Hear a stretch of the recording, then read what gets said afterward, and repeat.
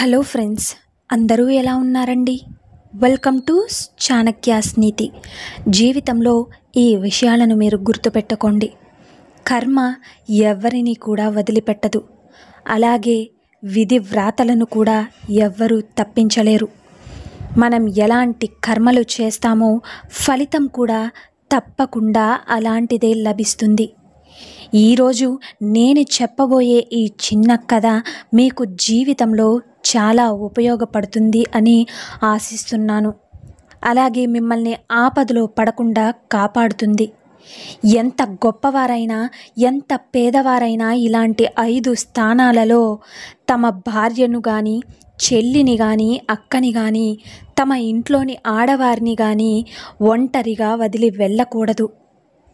ఏమిటి ఆ 5 స్థానాలు, ఎందుకు ఒంటరిగా వదలకూడదు అన్నది ఈ వీడియోలో మనం తెలుసుకుందాం. దయచేసి మీరు స్కిప్ చేయకుండా అయితే చూడండి వీడియోని లాస్ట్ వరకు. అలాగే పూర్వం ఒక ఊరిలో రాము అనే ఒక వ్యక్తి తన భార్యతో కలిసి రోజు కూలి పని చేస్తూ వచ్చిన ధనంతో ఏదో తమ జీవితాన్ని గడుపుతుంటాడు. అతను ఒకరోజు తన భార్యను దగ్గరకు పిలుచుకొని ఇలా అంటున్నాడు, చూడు, మనం ఇలా ఎన్ని రోజులని చాలని ధనంతో జీవిస్తూ ఉంటాము. నగరానికి వెళ్ళి ఏదైనా ఒక చిన్న వ్యాపారం చేసి సంపాదిద్దాం.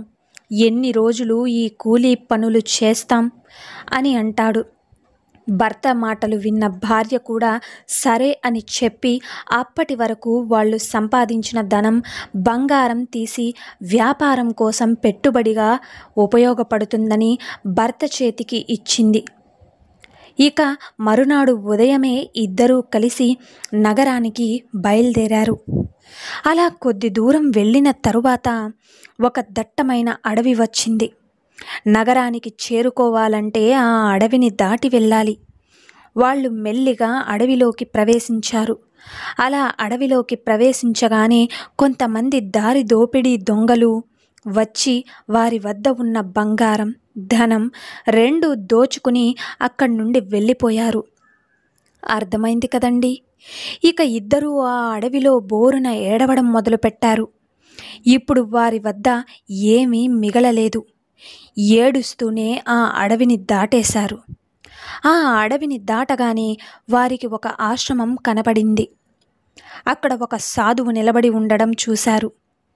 తమ బాధలు ఆయనకు చెప్పుకుందామంటూ ఆ ఇద్దరు ఆయన వద్దకు వెళ్ళి ఆయనకు నమస్కరించి ఏడుస్తూ ఆయన ముందు నిలుచున్నారు. అప్పుడు ఆ సాధువు, నాయనా, ఏం జరిగింది, ఎందుకు ఏడుస్తున్నారు అంటూ అడుగుతాడు. అప్పుడు ఆ వ్యక్తి, మహాత్మా, మేము వ్యాపారం చేద్దామని ధనం తీసుకుని నగరానికి వెళ్తూ ఉండగా దారి దోపిడీ దొంగలు వచ్చి మా ధనం మొత్తం దొంగలించారు. ఇప్పుడు మా వద్ద చిల్లి గవ్వ కూడా లేదు. ఇప్పుడు మేము ఏం చెయ్యాలి? మీరు మాకు ఏదైనా దారి చూపించండి అంటూ చేతులు పట్టుకుని అడుగుతాడు. అప్పుడు ఆ సాధువు, నాయన, నువ్వు ఒక పనిని చెయ్యి. పక్కనే ఒక ఊరిలో బింజీ అనే ఒక వ్యాపారి ఉన్నాడు. ఆయన తాకట్టుగా వస్తువులను పెట్టుకుని ధనాన్ని అప్పుగా ఇస్తూ ఉంటారు. నువ్వు ఆయన వద్దకు వెళ్ళి సహాయం అడుగు అని అంటాడు. అప్పుడు ఆ వ్యక్తి, మహాత్మా, మరి నా వద్ద తాకట్టు పెట్టడానికి ఏమీ లేదు కదా, మరి ఆయన నాకు ధనం ఇస్తాడా అంటూ అడుగుతాడు. అప్పుడు ఆ సాధువు, నాయన, నువ్వు ఒక్కసారి ప్రయత్నం అయితే చెయ్యి అని అంటాడు. గుర్తుపెట్టుకోండి. ఇక ఆ సాధువుకు నమస్కరించి వాళ్ళు అక్కడి నుంచి వ్యాపారి గురించి అడుగుతూ ఆయన ఇంటికి చేరుకుని జరిగినదంతా ఆయనకు చెప్పి ధనం అప్పుగా ఇవ్వమని అడుగుతారు ఇద్దరు దంపతులు. అప్పుడు ఆ వ్యాపారి, చూడండి, నేను తాకట్టు పెట్టుకోకుండా ఎవరికి అప్పు ఇవ్వను. మీరు ఏదైనా నా వద్ద తాకట్టుగా పెడితే నేను మీకు ఖచ్చితంగా ధనం అప్పుగా ఇస్తాను, లేదంటే అప్పు ఇవ్వను అని అంటాడు. అటు ఆ వ్యక్తి వద్ద తాకట్టు పెట్టడానికి ఏమీ లేదు. అప్పుడు ఆ వ్యక్తి బాగా ఆలోచించి వ్యాపారితో ఇలా అంటాడు, చూడండి, మీ వద్ద తాకట్టు పెట్టడానికి నా వద్ద ఏ వస్తువు లేదు. కానీ నాకు ధనం అనేది చాలా అవసరం. అందువల్ల నేను నా భార్యను మీ ఇంట్లో ఉంచుతాను. ఆమె మీ ఇంట్లో ఉంటూ నేను తిరిగి వచ్చే వరకు మీ ఇంటి పని, వంట పని చేస్తూ ఉంటుంది. ఆమెకు భోజనం పెడితే చాలు. నేను ధనం తిరిగి ఇచ్చి నా భార్యను తిరిగి తీసుకువెళ్తాను. అప్పటి వరకు నా భార్యను మీ చెల్లెలుగా భావించండి అని అంటారు. అయితే అప్పుడు ఆ వ్యాపారి బాగా ఆలోచించి ఆయన చెప్పిన దానికి ఒప్పుకున్నాడు. అతనికి కావలసినంత ధనం ఇచ్చేశాడు. ఇక తన భార్యకు నచ్చజెప్పుకుని అతను ఆ ధనం తీసుకుని వ్యాపారం చేయడానికి నగరానికి తిరిగి వెళ్ళిపోతాడు. ఇక అతని భార్య వ్యాపారి ఇంట్లో పనులు చేయడం ప్రారంభించింది, ఒక పని మనిషిలాగా.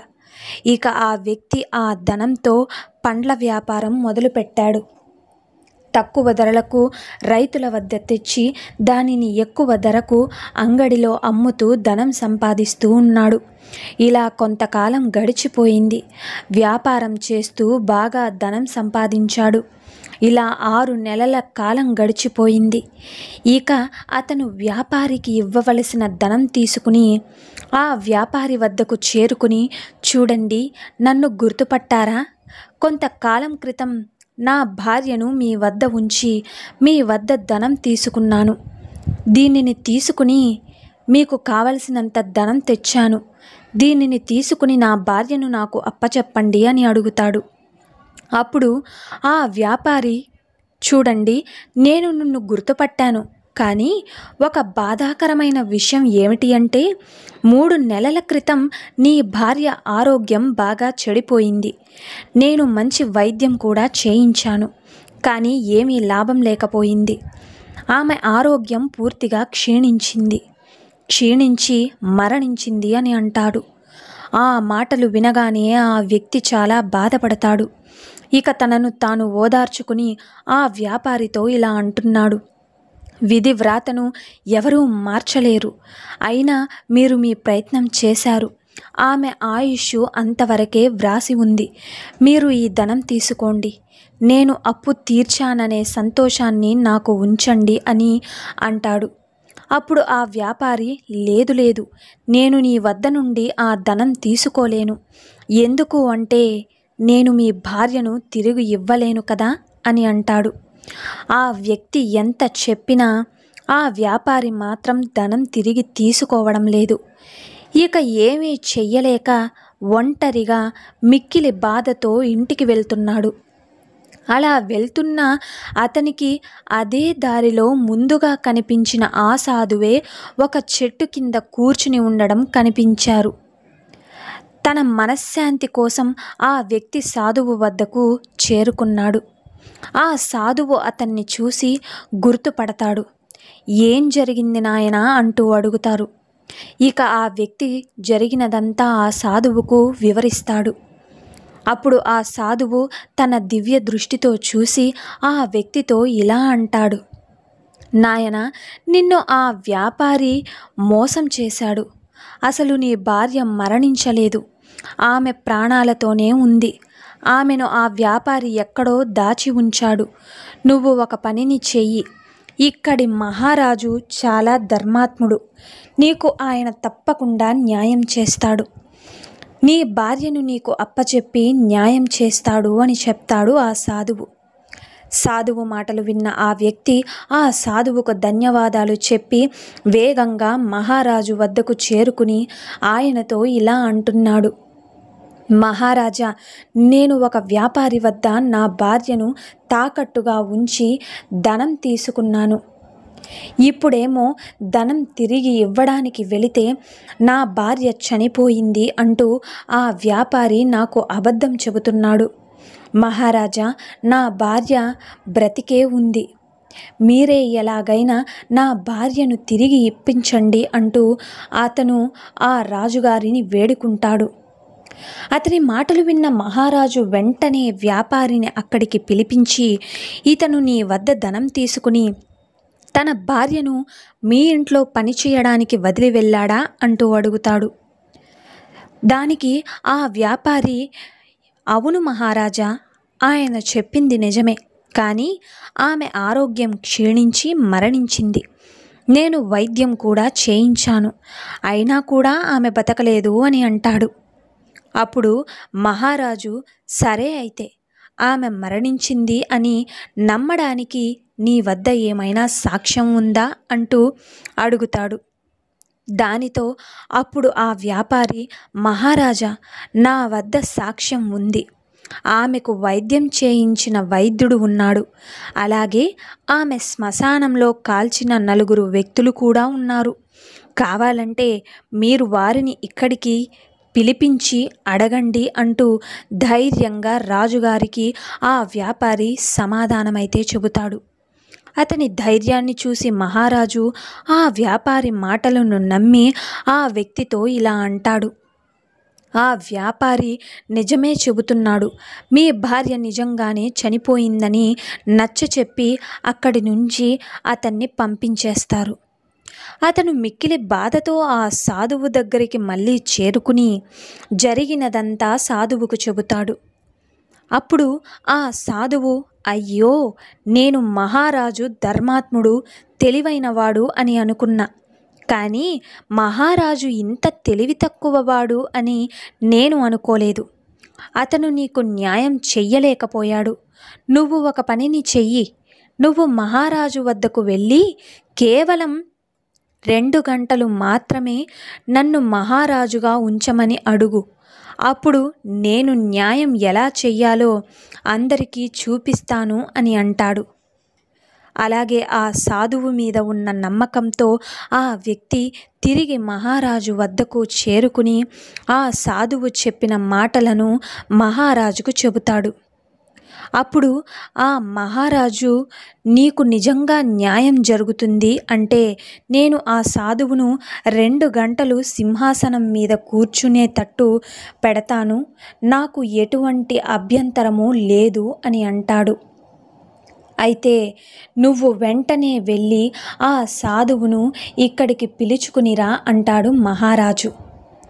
వెంటనే ఆ వ్యక్తి సాధువు వద్దకు వెళ్ళి ఆయనను రాజదర్బార్కు తీసుకువస్తాడు.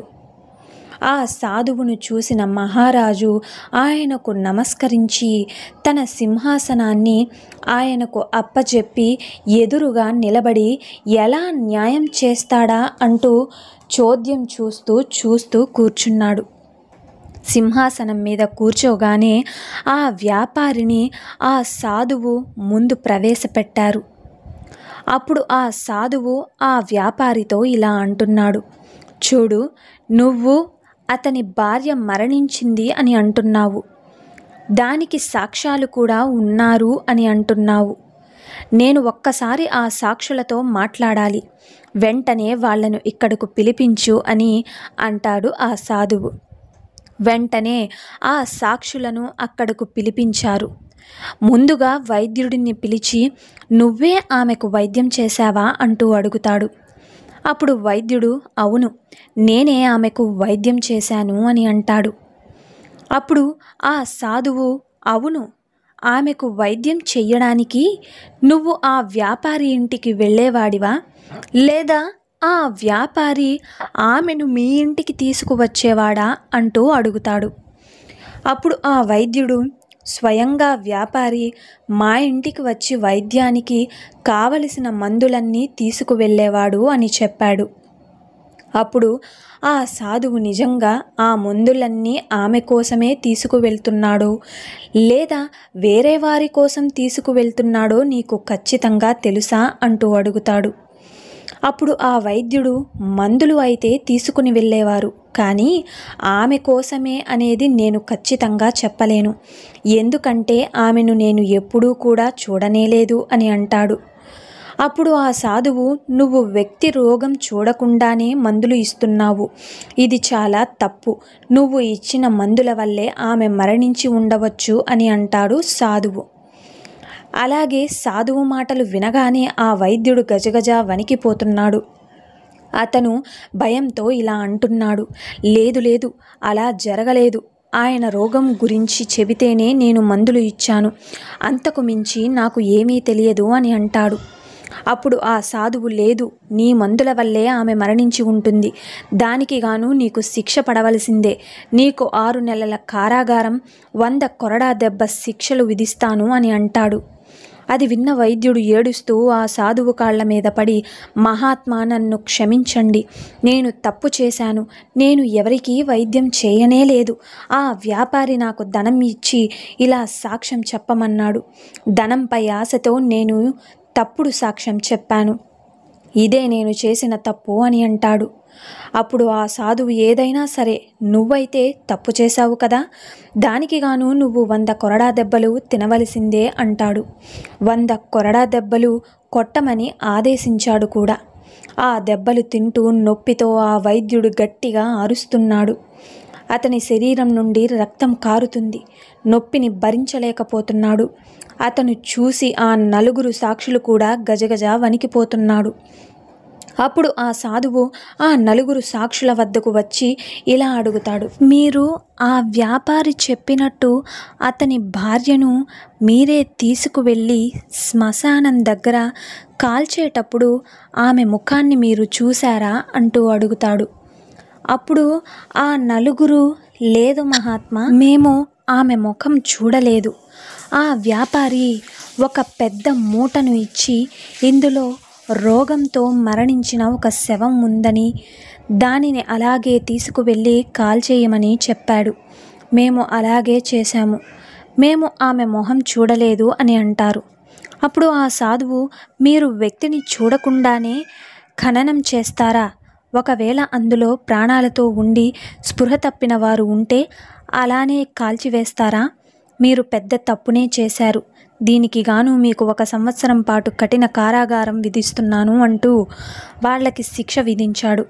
ఒక వ్యాపారి దగ్గరకు వెళ్ళి, నాయనా, నువ్వు నిజం చెప్పు, నువ్వు తెచ్చిన సాక్షులందరూ నిజం ఒప్పుకుని శిక్షను అనుభవించడానికి సిద్ధపడ్డారు, ఇక ఇప్పుడు నీ వంతు, నువ్వు నిజం చెప్పకపోతే నీకు కూడా కారాగార శిక్షను విధిస్తాను అని అంటాడు.